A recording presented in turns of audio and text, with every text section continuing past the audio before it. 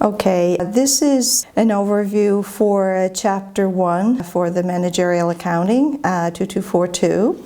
And with these PowerPoints, these are taken from those provided by the textbook. And what I'm doing for this overview, I'm just taking a few of the key PowerPoints out of the full deck of PowerPoints just as an overview. So when you're looking at managerial accounting, the manager's primary responsibility is planning, directing, and controlling. So the whole point of managerial accounting is to provide information to enable managers to have the feedback they need so they can make appropriate decisions for the business. So planning involves two main activities: is setting the goals and objectives for the organization and then determine how to achieve them.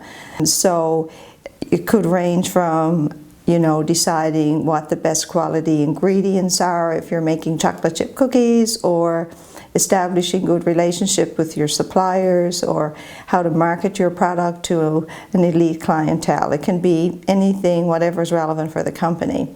So then once you have your plan, you divide it up then into specific tasks, timelines, and the cost to move forward with your plan. So you develop your budget.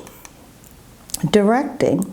This aspect involves motivating the managers and staff to implement the plan to achieve the organizational goals. So here you would be providing sales data. It could be daily or weekly to determine, if you're running a restaurant, for example, which menu items are generating the most sales. So then the manager would use that information to determine how to improve the menu, which items are good sellers, which aren't, and how to best market your product. Controlling involves evaluating the results of the operations against your plan. So you're looking at what actually happened versus what you had hoped would happen when you set your objectives and your goal and your budget. So you're going to be comparing, say, your budgeted sales with your actual sales, and then part of your job as the accountant is to look at your budgeted product cost versus the actual cost and take corrective action. So the overall goal is to make sure that your actual results is actually meeting your plans. So with decision making, now that you're armed with all of this information, management is using the information that the accounting staff are providing to make decisions. So they could be making decisions regarding location of a new restaurant, which restaurant to refurbish, staffing, the pricing of meals, what menu items to offer, etc. So it really supports a broad range of issues that management needs to make decisions on. So when you're looking at managerial versus financial accounting, so financial accounting is external.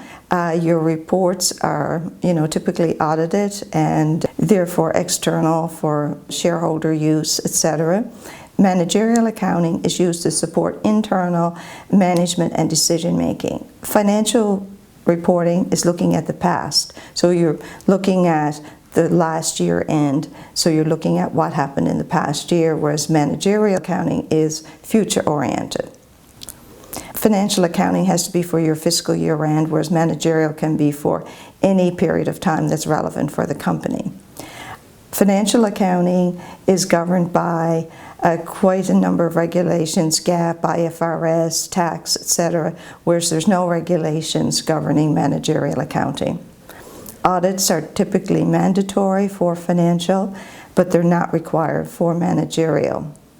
In financial, the focus is on accuracy and verifiability of the results to make sure that what you're reporting is actually accurate. Whereas in managerial, you're looking at relevant information being provided on a timely basis. And the scope of financial statements are consolidated. They look at all of the operations together and provide the result. Whereas managerial, you would segment your various operations in order to determine which ones are making money and which ones are, barely profitable or might even be losing money. So those are the key differences between managerial and financial accounting. So in your typical organizational structure, you'll see here the Chief Financial Officer would be reporting to your Chief Executive Officer. So there's a number of designations in Canada. We now are one accounting body, Chartered Professional Accountants, and this resulted from the merger of three legacy designations, CMA, CA, and CGA. Ethics is very important as a professional accountant. It means doing the right thing, following the rules and regulations. And it's important to follow these rules and regulations because this really supports the economic stability in every country. And if you don't behave ethically, this can have international economic consequences. So just some quick examples of unethical behavior, say allowing the reimbursement of false expense reports, manipulating income in order to, say, maybe increase your bonus, that type of thing, performing tasks that you're not qualified to perform, breaking confidentiality requirements. Those are just some examples of unethical behavior. It's really important if you become aware of something unethical happening in the company, you need to follow the company's policy for reporting it. If the idea is that if the immediate supervisor wasn't involved in the ethical situation, you would report it to the immediate supervisor. You could discuss with some sort of objective advisor. You could, talk to a lawyer. So it's important to recognize that not all unethical behavior is illegal, but all illegal behavior is unethical. Another topic that you hear about quite a bit in business is lean production. So with lean production, basically you have employees that have very broad roles, so they can do many things.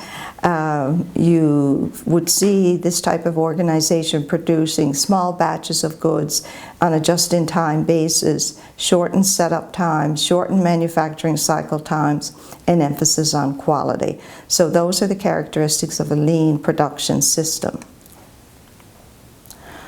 So, and again, this graphic just illustrates the differences between your traditional systems and your just-in-time systems.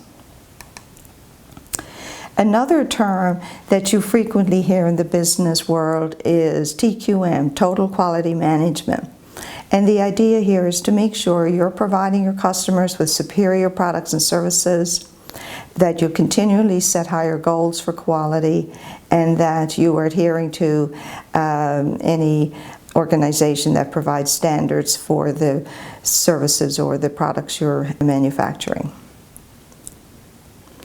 So there's 4 types of quality costs. So when you're looking at providing a high quality for your goods that you're making and selling, there's a prevention cost, and you can read all of these here, but the idea here is to take action to make sure that the quality, is not compromised. So to the extent possible. So you make sure you're dealing with good suppliers, you're buying quality inputs, that type of thing.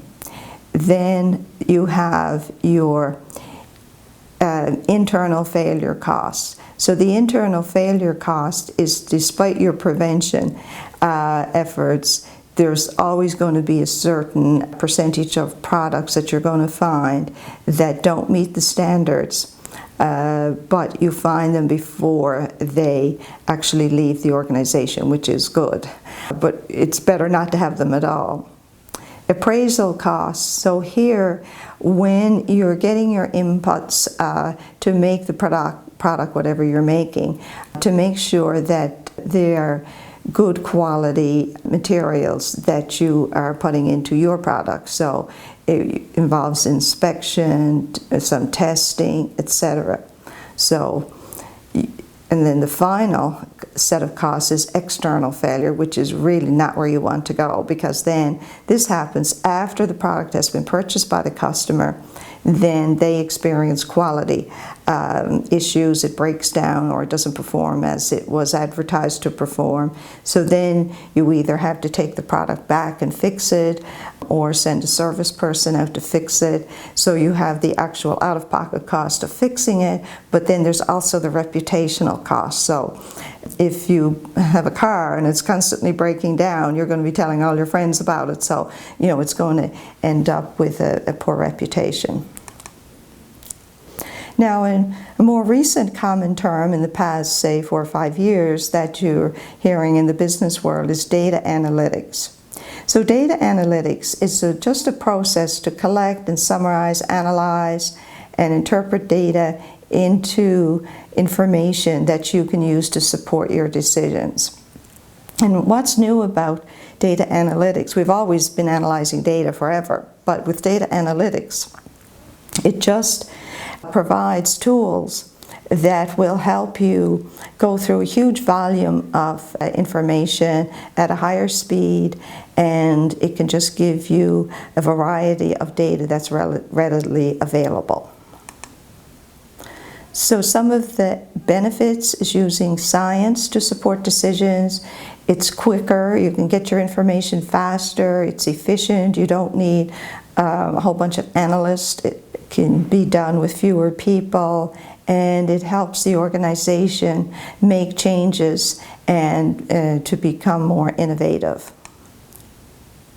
So with data analytics, you identify the issue, what is the problem that you want information about, collect the data, utilize the tools, transform the data into relevant information, and then communicate this information to the decision makers. And finally, you make decisions based on this information and implement them. So that concludes the overview for Module 1